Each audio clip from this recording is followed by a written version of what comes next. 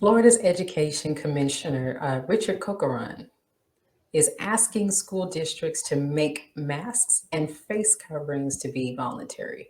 From your experience, is that a wise choice? No, it is not a wise choice, dear sister. And I'm going to veggie back off of what Dr. Akili mentioned earlier in the interview that you just did with him. Even if these children get vaccinated, which right now we're seeing even the case with the New York Yankees, as Dr. Keeley mentioned, 9 players and staff members got vaccinated and they tested positive for COVID-19.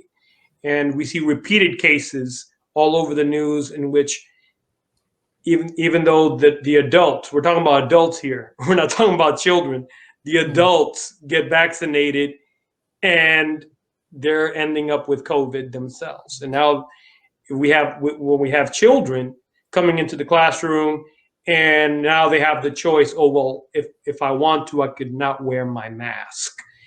And they could have COVID themselves. They could be vaccinated, but they could become spreaders of COVID. We also have many people that are asymptomatic who spread the virus. And so all of this is not safe right now. And educators have to do everything that they can. They need to huddle up together and be unified and take a stand on these kind of issues. What do the teachers' unions have to say about this proposed policy and about sending all students back to the classroom? In Florida, it's been pretty much only the unions that have been standing up for teachers and speaking out about the concerns of mixing up children, with too many children in certain classrooms with teachers. And there have been 2 bills that have been attempted to be passed in the Florida Senate and in the House to get rid of teachers' unions, along with the nurses' unions. It's pretty crazy. These are pretty much the only advocates for these 2 professions. Nurses who are trying to keep us safe and keep themselves safe and keep people safe. And you're talking about educators who right now the education of children is suffering. And so we have to do everything that we can to safeguard the health of children and educators. Right now we have a teacher shortage here in Miami-Dade County and all over the state. And so what are we going to do with teachers one major problem that we're experiencing with educators, the assistant Rosalind, I'm going to say this. Okay. We don't take care of ourselves very well. Many of us have preconditions. Many of us are overweight. We eat a lot of junk food, a lot of comfort food because of the stress that we experience in the classroom. And so we're here going into the classroom with poor health, and we're dealing with children walking around without masks. Many of us being thrown into quarantine, in some cases several times, and then we have to ask ourselves the question, like, did I catch COVID? And we have to stay away from our family members. See, it's adding to a lot of the unnecessary stress that we're experiencing right now during this pandemic. And we have to really envision smaller learning communities and do other things in schools and in school districts where our interaction with people and our interaction with among the students and with each other is limited, so that we could keep ourselves as safe as possible. Now, you mentioned just a moment ago something that has always seemed to have been a problem in many schools, which is classroom size. The teacher to student ratios have always, or seemingly always, have been large. With that being said, aside from COVID, what types of stressors, such as maybe academic performance, have you seen, new ones, I guess I should say, have you seen within the past year in regard to the quarantines and, I guess, as a result of all of this, COVID? The stressors are, a lot of children are in the state where they're stuck. those that are learning both online and in the classroom. I'll get to that in just a moment. But when we were thrown all into quarantine and teachers did not receive any proper training on how to be an online teacher, we had to deal with situations like that. And children are online at home, oftentimes with siblings, younger siblings. They're at home and like they're paying more attention to their siblings. They're in elementary school. They have to make sure that their siblings are on top of their academics. But while that is going on, their academics are suffering. And so teachers, we were told initially to be sensitive to those kind of things. We should still be very sensitive to those kind of things as this pandemic has continued. And right now, what we're finding is children that have not been doing well academically, more of them have found themselves in the classroom.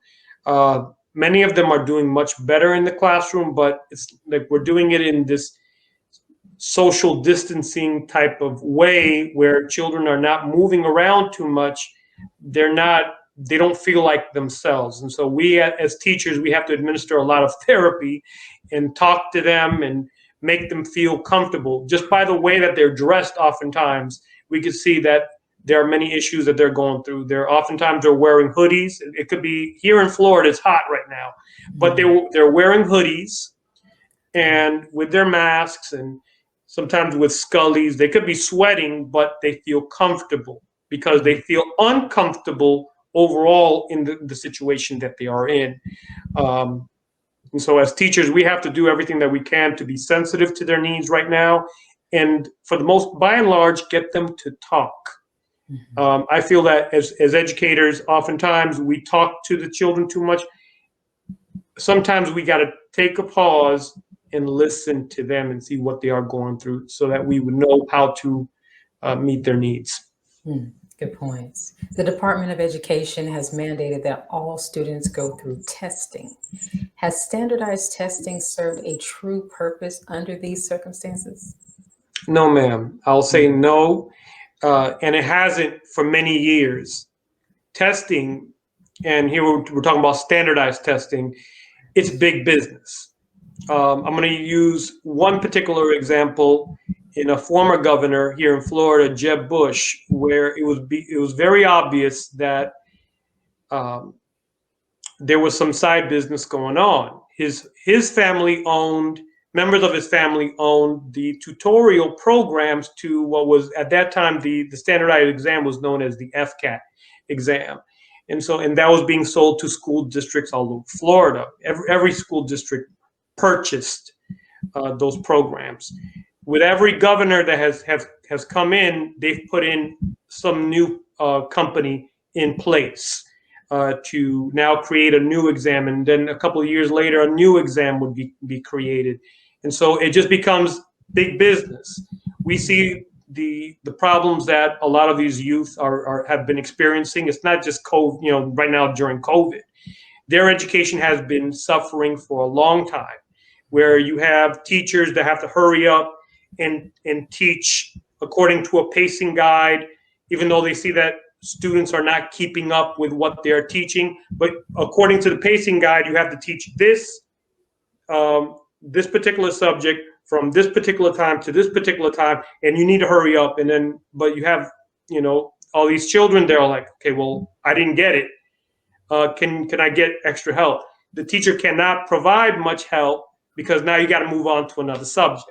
Because if you get observed by anyone, by the district or by the state, and they see that you're not on the subject according to the pacing guide, then you could lose your job.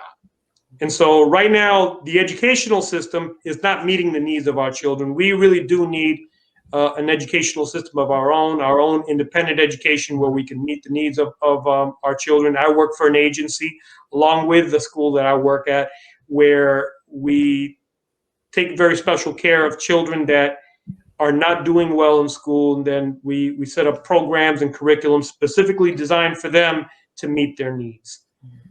Now, very quickly, what would you recommend for parents to do right now as it relates to children who are struggling with their education? I would say that there are resources available practically in every city and in every state that you have access to. Do as much research as you possibly can so that your child could have access to those resources. Oftentimes, these resources are free. Do the research, and if you can't find any real free programs for your child, whether it be online or physical, definitely do some research on some educational programs that you could afford, and because the investment of your child is the investment of your future. I'll just say that. That's right.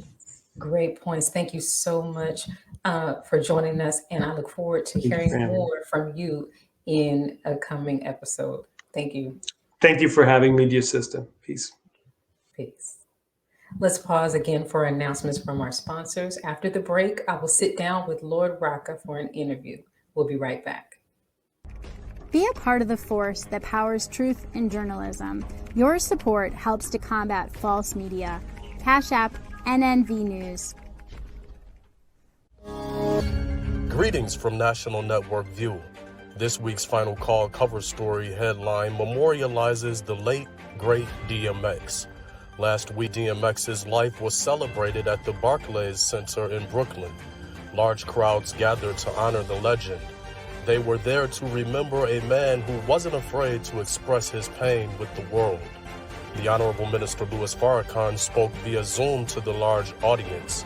He delivered words of comfort, wisdom, and guidance to everyone under the sound of his voice. DMX will live on. This FCN volume number 29 edition features the middle page article is a transcript of what the Honorable Minister Louis Farrakhan said at the memorial. To read more, subscribe to finalcalldigital.com and tune in to the all-new Final Call Radio. This is the NNVnews.com Final Call cover report. This is Sister Sajda Muhammad. We are proud to announce that the Sajda House commemorative Elijah coins are finally here. This priceless heirloom, made from recycled copper from the messenger's home, is now available at sajdahouse.com.